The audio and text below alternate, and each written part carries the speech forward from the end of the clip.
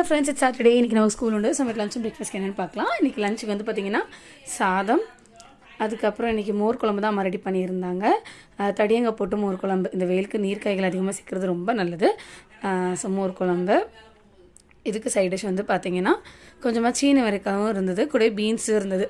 So அது ரெண்டு ஒன்றா சேர்த்து அம்மா பொரியல் மாதிரி ரெடி பண்ணிட்டாங்க. அப்புறம் மோர் குழம்புக்கு வந்து பார்த்திங்கன்னா இன்னொரு ஆப்டான சைட் டிஷ் மல்லி துவையல். இது ஆல்ரெடி ரெடி பண்ணி வச்சுருந்தா மல்லி புதினாலாம் போட்டு ரெடி பண்ணி வச்சுருந்தாங்க. அந்த துவையலும் சேர்த்து எடுத்துக்கிட்டோம். மார்னிங் பிரேக்ஃபாஸ்ட்டுக்கு நல்ல பஞ்சு போல் தோசை. அதுக்கு சைட் டிஷ் வந்து பார்த்திங்கன்னா தேங்காய் சட்னி. இதிலையும் வந்து பார்த்திங்கன்னா மல்லியெல்லாம் சேர்த்து அரைச்சிருக்காங்க. அதிகமாக மல்லியில் சேர்க்குறது வந்து ரொம்ப ஹெல்த்துக்கு நல்லது. ஸ்நாக்ஸ்க்கு வெள்ளை கொண்ட கடலை வேக வச்சு வச்சுருக்காங்க. கூடவே வந்து பார்த்திங்கன்னா வீட்டிலே ரெடி பண்ண கோகோனட் மில்க் ஜெல்லி. ஈவினிங் ஸ்கூல்லாம் போயிட்டு வந்ததுக்கப்புறம் கோயிலுக்கு வந்தோம். சாதியம் எடுத்திருக்கேன். இன்றைக்கி வந்து பார்த்திங்கன்னா சனிக்கிழமை. நான் எல்லா வாரமும் சனிக்கிழமை கோயிலுக்கு போவேன். அது மட்டும் இல்லாமல் இன்றைக்கி ஒரு ஸ்பெஷலான டே, பிரதோஷம். சனி பிரதோஷம் ரொம்ப விசேஷமாக. ஸோ செம்ம கூட்டம். நல்லபடியாக சாமி தரிசனம் கிடச்சிது. Bye, thank you.